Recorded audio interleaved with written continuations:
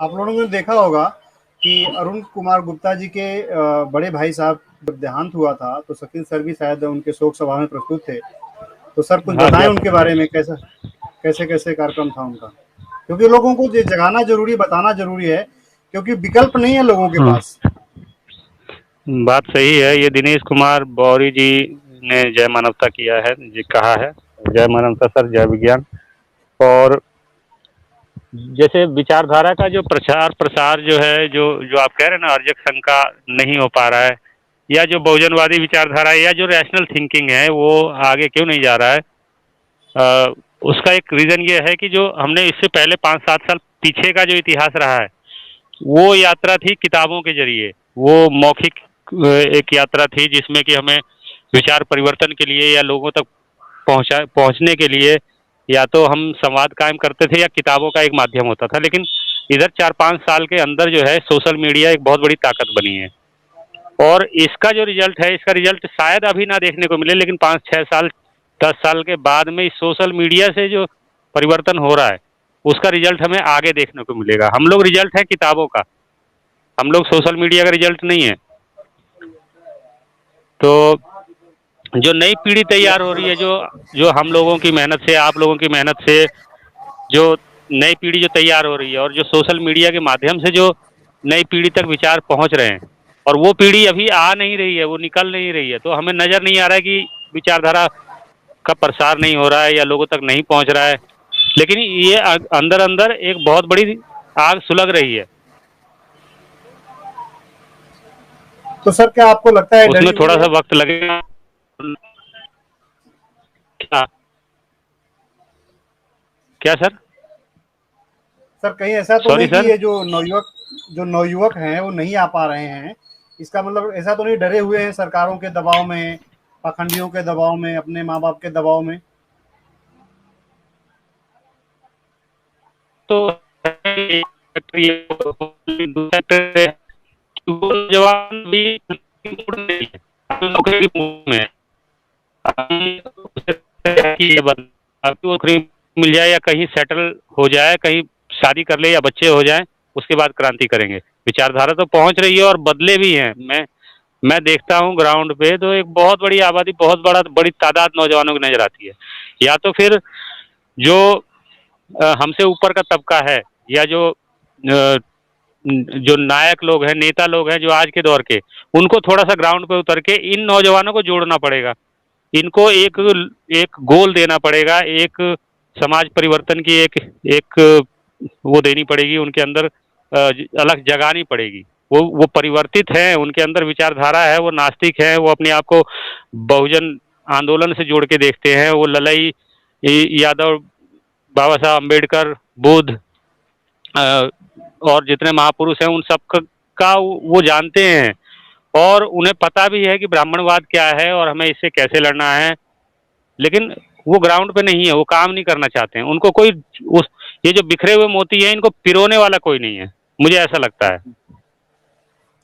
जी। लेकिन सर मैं सर आपसे मेरा कुछ शकील सर ज़्यादा हाँ समय सर। तक नहीं रहने वाले हैं, थोड़ा सा सवाल आप लोग भी पूछ लीजिए जो जो पूछना है, फिर उसके बाद मैं आखिरी हाँ हाँ सवाल सर, मैं पूछूंगा। आपसे ये पूछना चाहता हूँ कि आप इस्लामिक रिलीजन से बिलोंग करते थे, आप एक्स मुस्लिम बने हैं, तो मैं आपसे हाँ ये हाँ पूछना चाहता हूँ कि देखिए आपके रिलीजन में तो एथिज्म की कोई जगह ही नहीं है, मार काटने फेंकने वाली बात होती है। तो मैं आपसे ये हाँ कहना हाँ। चाहूंगा अपने चैनल के माध्यम से और आपके विचारों के माध्यम से कितने एक्स मुस्लिम बने हैं और कितना फायदा हुआ है मुस्लिमों में, इस्लाम रिलीजन जो फॉलो करते थे और जो एथियस्ट बन चुके हैं, जो एक्स मुस्लिम बन चुके हैं, कितना कितना दर आया है इसमें? देखिए, एक्स मुस्लिम कितने बने हैं इसकी तो कोई तादाद नहीं है। ये तो बहुत बड़ी मतलब बहुत एक यूथ का एक सिलसिला शुरू हो चुका है इस समय, जो कि आप आज से 5 साल 10 साल पहले कोई सोच भी नहीं सकता था कि इस तरह से कोई इस्लाम से निकल के और इस्लाम के खिलाफ खड़ा हो जाए, या उसकी जो आइडियोलॉजी है उसके खिलाफ जो है वो लोगों को सच्चाई बताना शुरू कर दे, या कुरान को एक्सपोज करना शुरू कर दे। इस तरह का तो कोई मतलब कल्पना नहीं होती थी। हम लोग सलमान रुश्दी, तस्लीमा नसरीन की बातें सुनते थे कि मुसलमान होके और देखो इस्लाम के विरुद्ध में वो बातें लिखती थी।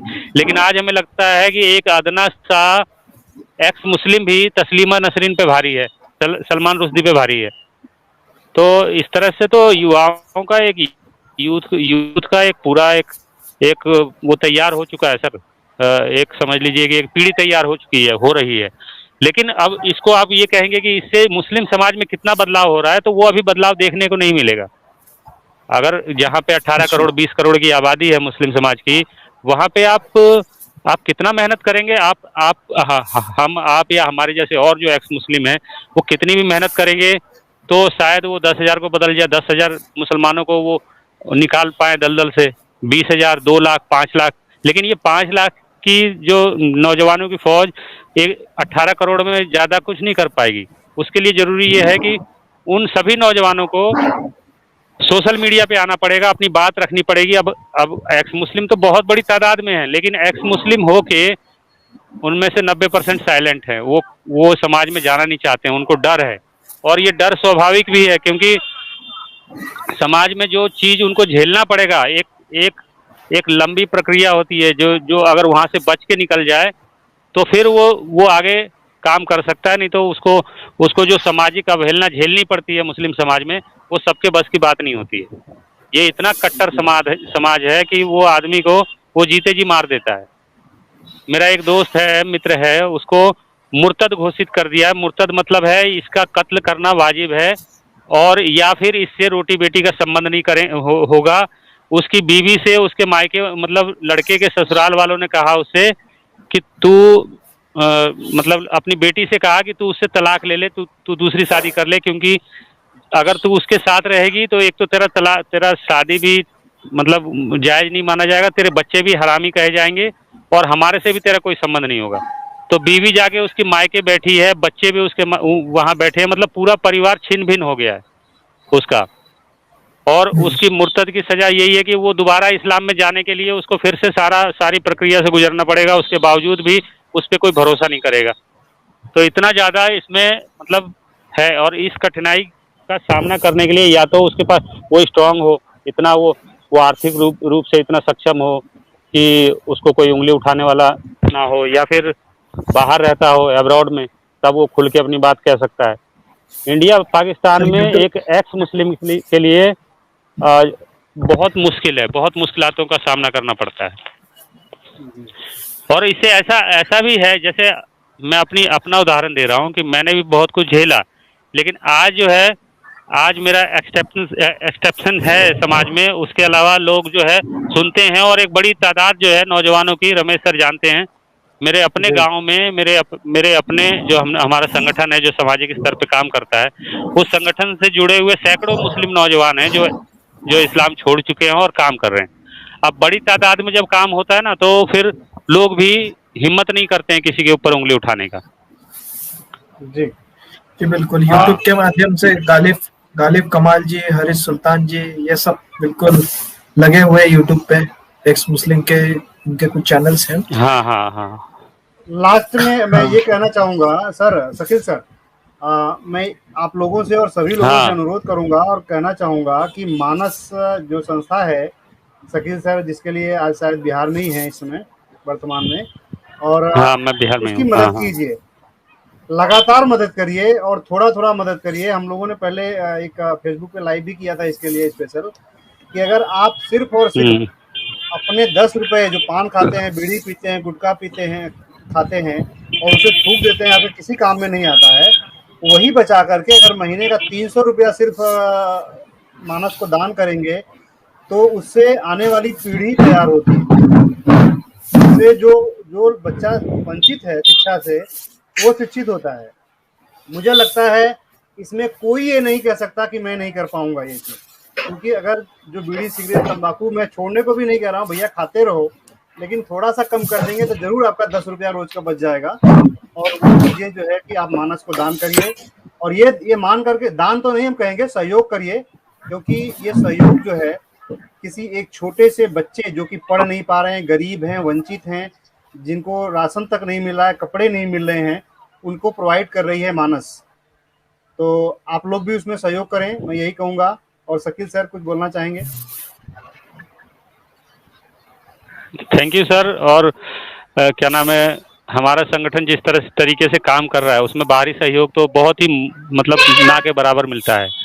क्योंकि इस तरह की संस्था जिसके बारे में ये मतलब लोगों में धारणा हो कि ये नास्तिकों की संस्था है, ऐसी संस्था को नास्तिकों के अलावा और कोई डोनेशन नहीं देता। और नास्तिक भी आपको पता है कि इस समय बेरोजगार हैं, उनके पास काम धंधा है नहीं, और सारे काम धंधे वैसे ही चौपट पड़े हैं।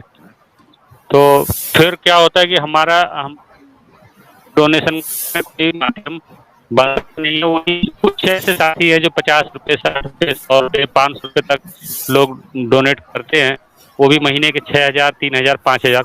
तो वो भी देखिए बूंद बूंद से तालाब भरता है, लेकिन हमें जो है वो पैसा हम समाज में वैसे का वैसे लगाते हैं। कॉपी किताब, पेन पेंसिल, बच्चों का और बहुत सारा खर्चा है जो उनके माँ बाप इस पोजीशन पे नहीं है कि बच्चों को चप्पल भी खरीद के दें। तो जब बच्चा हमारे साथ हमें हमें उनको पढ़ाना है, उनको स्कूल से जोड़ना है, तो हमें उसको चप्पल तक खरीद के देना पड़ता है। उसको अगर कपड़ा नहीं है तो वो भी देना पड़ता है। इसमें हम लोग इतना मेहनत करते हैं, उसके बावजूद भी हम सोचते हैं कि पैसा हम, क्योंकि हमारे पास संसाधन नहीं है तो हम इसी में गुजारा करके किसी तरह से चलाएं। उसके बावजूद भी 50,000 रुपये महीने का खर्चा है हमारी संस्था का 34 सेंटर चलाने में। और लेकिन फिर भी कर रहे हैं हम लोग, जितने यूथ हैं हम सभी लोग महीने का जितना जिससे हो पाता है, जो अपना प्राइवेट काम कर रहा है उस काम के साथ में वो जितना भी अर्निंग होता है उसमें से 2%, 5%, 10% वो करता है इकट्ठा। फिर पूरे महीने का हिसाब बनता है, फिर पिछला जो बकाया है वो दिया जाता है। इस तरह का हमारा अभी चला रहे हैं काम किसी तरह से। अभी हमारी संस्था पे ही कर्जा 1 लाख से ऊपर चल रहा है, और उसका जरूर समाधान इसके बावजूद भी कर रहे हैं। हमें लगता है कि विचारधारा ठीक है, हम लोग सोशल मीडिया पे चाहे जितना भी वो कर लें, लेकिन हमें ग्राउंड पे उतरना पड़ता है, काम करना पड़ता है। सोशल मीडिया एक अच्छा इस समय प्लेटफॉर्म है, और मतलब काम करने की ज़रूरत है वहाँ पे। उसके साथ साथ हमें ग्राउंड पे भी काम करने की ज़रूरत है। अभी देखिए मेरी फैमिली बाहर दिल्ली में है और मैं बिहार में बैठा हूँ पिछले 2 महीने से, और यहाँ पे हम लोग लगे हैं, काम कर रहे हैं। अभी आप देखेंगे मेरे पीछे तो मैं एक जंगल में एक मचान पे बैठा हूँ। देखिए ये मचान है, और जो वैसे बनाते नहीं है बांस का लकड़ी से। हाँ हाँ सर, मचान समझ सकते हैं हम हाँ लोग। हाँ हाँ हाँ हाँ, ये गुदरी है इधर ये, और देखिए यहाँ बैठा हूँ। तो अभी साथी लोग गए हैं, शाम का टाइम है तो बाजार चले गए वो लोग। जी जी। शकील सर, आखिरी सवाल जीएम मौर्य जी ने आपसे एक सवाल किया है कि शकील सर, एथिस्ट अपने पिछले धर्म के रिचुअल को कैसे छोड़े? सर जब अगर अथीस्ट हो जाते तो रिचुअल तो अपने आप ही छूट जाता है ना। सब चीज विचारों से होता है, और आपका विचार परिवर्तन हो गया तो विचारों के साथ जुड़े हुए रिचुअल, परंपराएं और वो सारी चीजें पीछे छूट जानी चाहिए। अब जो अगर किसी का नहीं, अथीस्ट होने के बाद भी वो अपने रिचुअल को नहीं छोड़ पा रहा है, वो कहता है कि मैं एक्स मुस्लिम हूँ और अपने घर में कुर्बानी करवा रहा है, वो कहता है मैं एक्स हिंदू हूँ, या मैंने हिंदू धर्म को, ब्राह्मणवाद को लात मार दिया, मैं हिंदू धर्म को मैंने छोड़ दिया, और वो सरस्वती पूजा में जाके शामिल हो रहा है या छठ पूजा में जा रहा है। तो इसका मतलब है कि अभी उसमें वो अथीस्ट हुआ ही नहीं है। अथिज्म को वो समझ ही नहीं पाया। वो भेड़ चाल का शिकार होकर भेड़ चाल का हिस्सा बनाया कि मैं नास्तिक ना, 10 लोगों ने कहा नास्तिक नास्तिक, तो उसने भी नास्तिक नास्तिक कहना शुरू कर दिया। शकील जी, मैं यहाँ पर तो आपको एक क्वेश्चन पूछना चाहूंगा।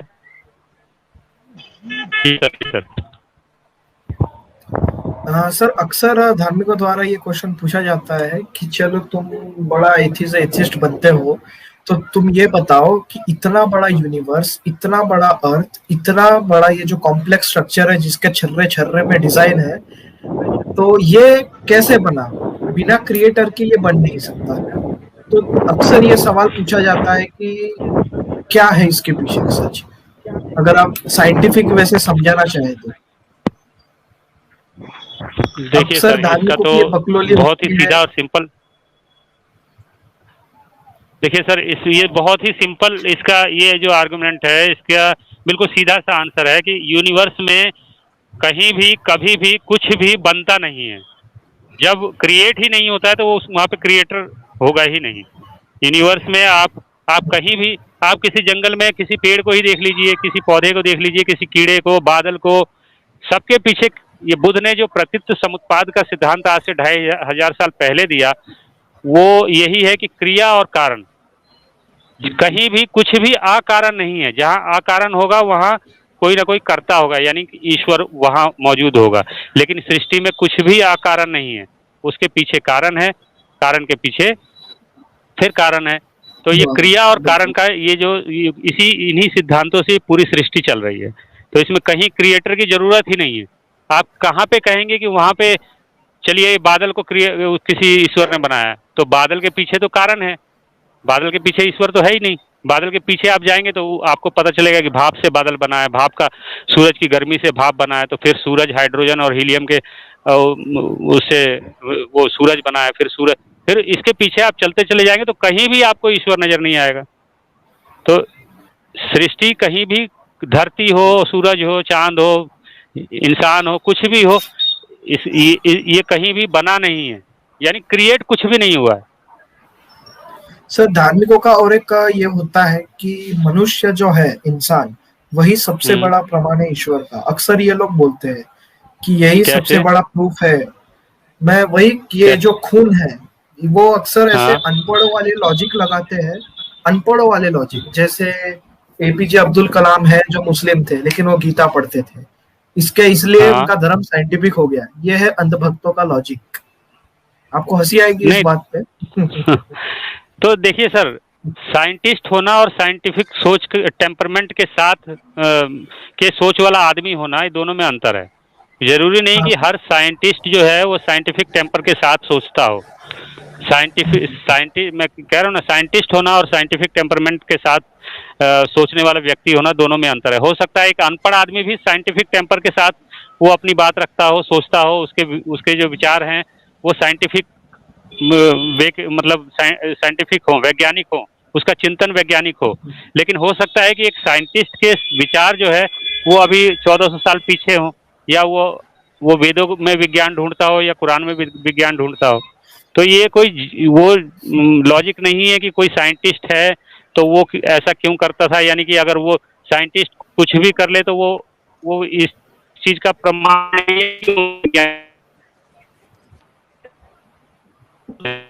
तो साइंटिस्ट ने हवा है, कोई बड़ा साइंटिस्ट है और उसने अपने घर में कुर्बानी कर लिया, तो इसका मतलब ये कुर्बानी करना जो है वैज्ञानिक है। वो उसकी अपनी उसके दिमाग में कौन वो देखिए होता है, परिवार परिवेश से और व्यवस्था उसको क्रिएट करती है उसके साइकोलॉजी को बनाने में, और उस साइकोलॉजी के हिसाब से वो इंसान जो है सोचता है, विचारता है, व्यवहार करता है। तो उनकी साइकोलॉजी क्या नाम है, अब्दुल कलाम, उन्होंने रिसर्च किया, साइंटिस्ट हुए, मिसाइल मैन बने, लेकिन उनकी साइकोलॉजी जो है वो कहाँ से, वो उनका उसमें बैकग्राउंड में जाना पड़ेगा। उनको वो रैशनल थिंकिंग मिली नहीं, उन्होंने उस तरफ कभी चिंतन किया नहीं, उन्होंने सोचा नहीं, वो भेड़ चाल का उस तरफ वो भेड़ चाल का हिस्सा हो गए। उन्होंने वो सेकुलरिज्म के आधार पर कि चलो भाई हमारा देश जो है हिंदू भी है, मुसलमान भी है, तो मैं गीता भी पढ़ लूँ, कुरान भी पढ़ लूँ। मतलब एक होता ना, एक नशेड़ी होता है कि एक ब्रांड की दारू पीता है, और एक होता है कि चल भाई सब ट्राई कर लेता है वो, तो वो और भी ज्यादा खतरनाक नशेड़ी होता है। हाँ, तो ये कोई वो नहीं है कि अगर कोई साइंटिस्ट है तो वो उसका व्यक्तिगत जीवन क्या है, वो क्या कर रहा है, इससे विज्ञान का कोई मतलब नहीं। विज्ञान तो लॉजिक पे, प्रमाणों पे, परीक्षण पे आधारित है। जो चीज इन चीजों से साबित होगा, जो परीक्षण से साबित है, वो विज्ञान है, जो नहीं है वो अविज्ञान है। जी रामावत सर कुछ पूछना चाह रहे हैं? मैं अभी ये जो क्रिएशन और क्रिएटर के बारे में जो बात हो रही थी उसके बारे में बोलना चाहता हूँ। जैसे कोई भी जब ये पूछता है कि इतनी बड़ी सृष्टि, इतना कॉम्प्लेक्स जो बनी हुई है, इसको बिगर कोई बनाने वाला ये कैसे बन जाएगी, तो वो जो सिद्धांत दे रहा है उसी के सिद्धांत के अनुसार उसका जवाब ये हो सकता है कि इतनी कॉम्प्लेक्स यूनिवर्स को बनाने वाला होना जरूरी है। तो उसको अगर कोई बनाने वाला होगा तो वो भी कॉम्प्लेक्स ही होगा, तो उसको बनाने वाला कौन होगा? कॉम्प्लेक्स चीज का बनाने वाला कोई है तो वो क्रिएटर जिसकी कल्पना वो करवा रहा है दूसरों से, उसको बनाने वाला कौन होगा? तो इसका उसके पास भी कोई जवाब नहीं होगा। इस आर्गुमेंट का जवाब वो ये लोग ये देते हैं कि वो तो ईश्वर है, उसको कौन बनाएगा, उसको तो कोई बनाने वाला होगा ही नहीं। तो नहीं, वो तो उसकी कल्पना है ना कि ईश्वर है, लेकिन वास्तव में जवाब हाँ। क्या है? देखिए सर, जो लोग जिनका जो भी दावा है ना, उस दावे को साबित करने के लिए उससे बड़ा सबूत उनको देना पड़ता है, लेकिन वो सबूत नहीं देते हैं। आज तक उन्होंने सबूत नहीं दिया, लेकिन दावे उन बड़े बड़े होते हैं। अब नास्तिक आदमी क्या करता है, वो दावा ही तो, उनके दावों पे वो विश्वास नहीं करता है और उस पर सबूत मांगता है, यही तो है। और वो सबूत दे नहीं पाते। अगर अगर कोई कहता है कि मोहम्मद साहब गधे पे बैठ के 7 आकाश का यात्रा कर लिया, तो ठीक है भैया, Sir, a Western philosopher, a famous Western जो कुरान में लिखा है वो। philosopher, a famous हेलो, जी जी सर बोलिए, आवाज आ रही? हाँ, मेरी आवाज आ रही सर? जी बोलिए। Famous western philosopher Immanuel Kant, according to Immanuel Kant, वो ईश्वर पर को नहीं मानते, परंतु आकाश में जो तारों की व्यवस्था है, अर्थात जो ग्रेविटेशनल फोर्स अप्लाई होती है एक दूसरे पे, उस व्यवस्था को और जगत में जो नैतिक व्यवस्था उसको देखते हुए वो मानना चाहते हैं। अकॉर्डिंग टू बुद्ध पुनर्जन्म नहीं होता, परंतु प्रारब्ध होता है, जहां वो पुनर्जन्म को ना मानते हुए भी प्रारब्ध की बात करते हैं। तो यहाँ कई विरोधाभास हैं, जैसे कि इसको हम समझ सकते हैं एनर्जी लेवल पे। Energy is not created and not lost, तो sum of total energy is zero. Total energy का सम जीरो होता है और एनर्जी कभी उत्पन्न नहीं की जा सकती, केवल इसका अवस्था परिवर्तन होता है। इस तरह हम अगर अपनी बात करें, शरीर की बात करें, तो शरीर में एक एनर्जी है जिसको नाम दिया गया है सोल एनर्जी, आत्मा कहा गया है। इसको एनर्जी के फॉर्म में देखें तो सोल एनर्जी कहा जा सकता है। किसने नाम दिया है आत्मा? Soul energy. एक सेकंड, सोल एनर्जी सर, ये तो फालतू के प्रश्न है। आपको किसने नाम दिया? चांद को चांद किसने कहा? ये तो अनावश्यक प्रश्न है।